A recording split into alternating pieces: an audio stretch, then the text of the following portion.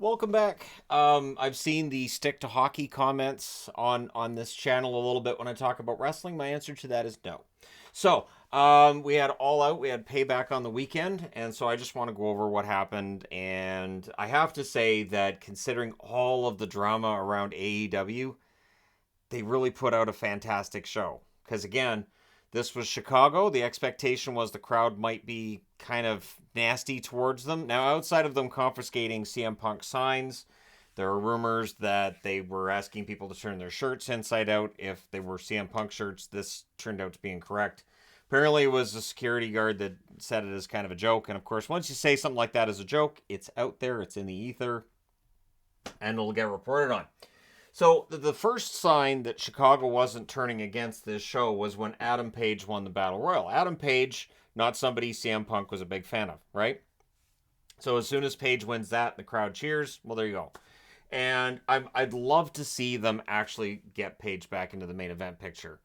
I like Adam Page. I think he's a good wrestler. I think that they've been spinning their wheels on a few guys, and I'm going to agree too that Wardlow was the guy potentially, and then they didn't do anything with that. I think they can with the champ being MJF and everything, but anyways, maybe that's the long term plan. And then this is still the pre show, this is still the free buy in.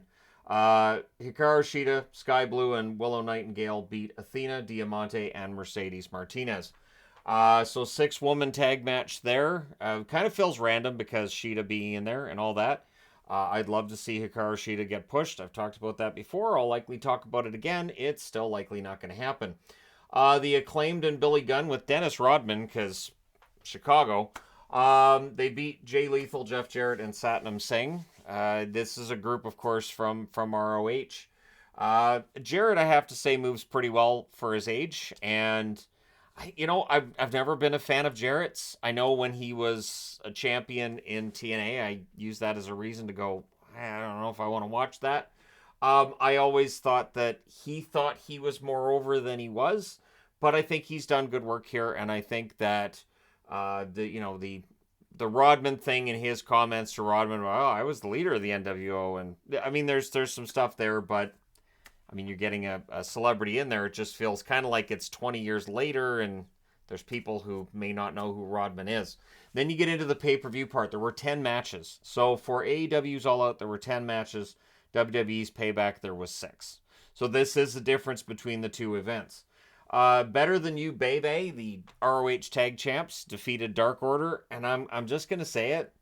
I'd like to see them keep these guys together now. It works. Adam Cole and MJF have some natural chemistry. I'd kind of like to see them stay together. I think we've seen them fight each other for the title a couple of times. I think you can kick that can down the road. And I think AEW's thinking this way too, because after retaining the tag belt, Samoa Joe comes down, and brilliant callback with Samoa Joe pushing MJF the same way that he did back in NXT when MJF was posing as security, walking him out towards the ring, and Samoa Joe gives him a shove. So long-term storytelling, absolutely. MJF immediately takes to X/Twitter to say, basically with some swear words in there, he's not the same guy that Samoa Joe pushed years ago, and he's going to pay for that. And of course, then MJF goes in the ring, and Samoa Joe chokes him while smiling the whole time. Samoa Joe is fantastic. Then, to celebrate, he beat Shane Taylor in a match between two big guys. And Shane Taylor's got a really bright future, but it does look like Samoa Joe's going to move into a feud with MJF for the belt, and I'm perfectly fine with that. Luchasaurus beat Darby Allin. Now, I like Darby Allin, but I like Luchasaurus keeping the title. I think that he is a solid pick for that title, and I mentioned Wardlow. Why not Wardlow versus Luchasaurus? Throw that one in a cage, do something with it, have like a feud between the two that's really nasty. I think my favorite thing about Luchasaurus having the belt is Christian's always the one that has it. I love that. Yeah, so I'll hold on to this belt for you. So Christian Cage basically comes across like he's the guy with the belt, but he's not the one wrestling to keep it. So it's awesome. And Miro defeated Hobbs, and of course then Lana, going now of course by CJ Perry, her real name, I might add. She came out to kind of help him afterwards when Hobbs attacked him. Now, she's been hinting on social media for months that she was coming back to wrestling. And I don't know where this goes. Miro, the Redeemer character, it's been great, and he's talked about his wife a lot, so we'll see how it goes. As Lana, as his manager in WWE, I thought she did great work. I thought she was very good at that. The wrestling side of it, she tried. She did. She tried, and eventually WWE kind of made her look like a joke, even though she was getting a little better in the ring. But we'll see how it goes, and if they use her as an in-ring talent or just as a manager, or if this is just a one-off. I know that they're saying she doesn't have a contract, so we'll see. Chris Statlander beat Ruby as the Outcasts continue to fall apart. The Outcast thing might have worked better if the women's division was booked better in AEW than what it is. But I have to say that Tony Storm's new character is absolutely fantastic. I do want to see where that goes. Brian Danielson beat Ricky Starks. Apparently, Danielson could have been cleared for last week's event. Probably better that he wasn't. And then he gets the match with Starks that apparently Starks didn't know what was happening until Saturday, so until the day before the event. Claudio and Wheeler Yuta beat Eddie Kingston and Shibata in that match, too. So Kingston, honestly, one of the best baby faces in the company. Claudio is an absolute beast in the ring. I'm glad that he gets the push from AEW/ROH that he never got in WWE. I don't know if he ever went back to WWE if he'd get that either. I don't think he would. Takeshita continues his amazing ascent through the roster, beating Kenny Omega. It's nice to see a Japanese wrestler booked strongly by AEW. Takeshita is going to end up in a position to challenge for the title as well. It's just going to happen. I would think Samoa Joe's next, and then Takeshita should be the next one going after MJF after that. I don't think Samoa Joe beats MJF. I think it's going to be a story of, MJF and all those years ago and how he's built himself up. And Joe will probably beat him up a bit in the ring, and then, MJF will probably end up winning it. Bullet Club Gold beat FTR and the Young Bucks. I do like what they're doing with the guns, putting them in Bullet Club Gold and building them up as serious wrestlers. They definitely as the forgive my language, but the ass boys, no. And again, I understand what they're doing there, but a little more serious edge works there. And of course, FTR and the Young Bucks, their feud will continue. It appears. The Young Bucks not well liked. So while Kenny Omega got a decent pop from the crowd and Adam Page, everything's fine. The Young Bucks not so much. The Chicago crowd not a fan. I'm guessing they're blamed for the fact that CM Punk was supposed to meet with the Elite before All In, and the Elite said, "No, we won't do it" at the last moment. So whether it is or isn't the Young Bucks that are at the root of that, it just doesn't make them look good in particular. And then Moxley beat Orange Cassidy. Now Orange Cassidy, for the amount of time he's had that international title, I think he's done a good job defending it every week.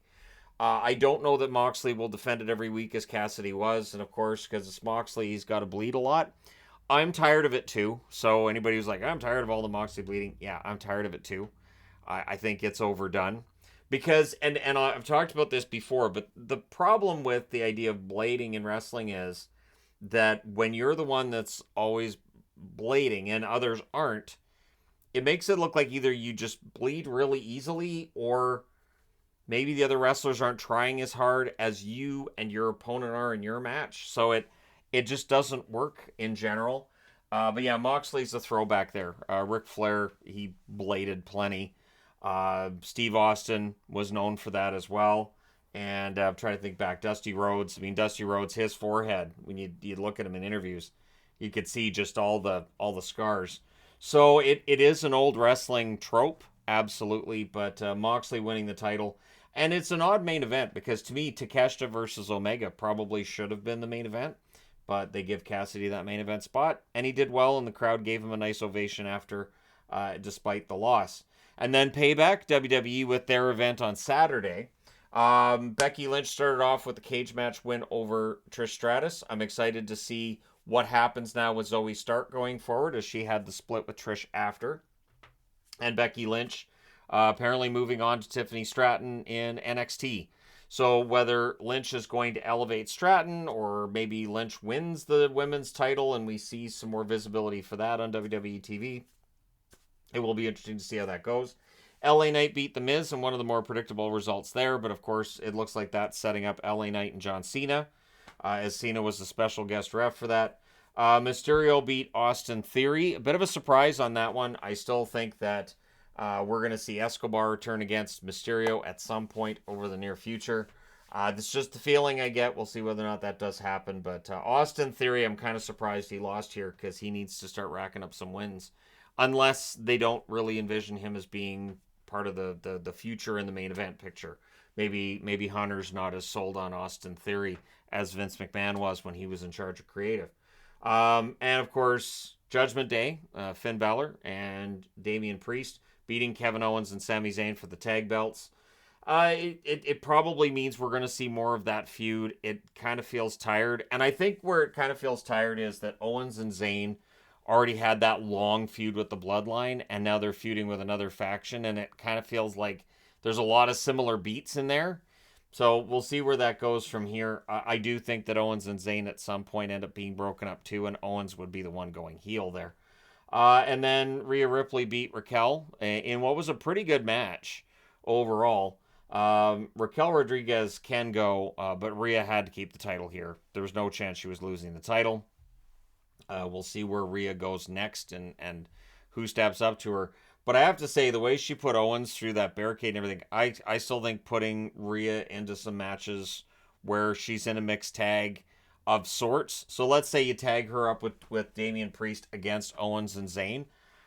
She looks like she could go against the men. She really does. She looks like she could hold her own against men, and that would give them something different. And of course, it was pointed out on X/Twitter as well that her gear was a throwback to some old gear that Chyna wore back in the day. And of course, Chyna wrestled against men as well, and I feel like that's where Rhea's going to end up. Seth Rollins beating Nakamura was highlighted by the fact that Damian Priest did not cash in after that match. There was some speculation about whether or not he would. He did not. But Rollins still beaten up pretty good by Nakamura in that match. Shinsuke's just so good. Shinsuke's such a fantastic heel. So I'm looking forward to seeing what Nakamura does next. But that's going to be an interesting situation to watch. Does Nakamura get knocked back down the card, or does he get a shot at somebody else? Does he go after the Intercontinental title? Does he end up switching brands? Again, we'll see what happens. Shinsuke to me is a guy that should have held the title, should have had a run with it for a while, and for whatever reason, WWE just doesn't seem to envision him as a champion because they've made sure that he looks strong, but in matches where he has a shot at the title, he just comes up short. And for Seth Rollins, I have no doubt that his back's been bothering him. I don't know how much longer he's going to be in the ring, but if you look at it, historically, once we start talking about a wrestler's injuries, and how banged up they are on air and it becomes part of a storyline, they're usually not around that much longer, and if they are, it's usually on a part-time basis. So we'll see with Seth Rollins where he's at. I looked it up. I think Seth's 37. So, I mean, that's old for a wrestler because you're putting your body through so much. And, of course, he had a lot of years in the indies as well. It's not like Seth Rollins has just started learning how to wrestle as a WWE wrestler. He had all those years prior to that, too. So, and, of course, your health after wrestling is more important than the wrestling itself. So, out of the two, I would say I was more surprised by AEW having a good show.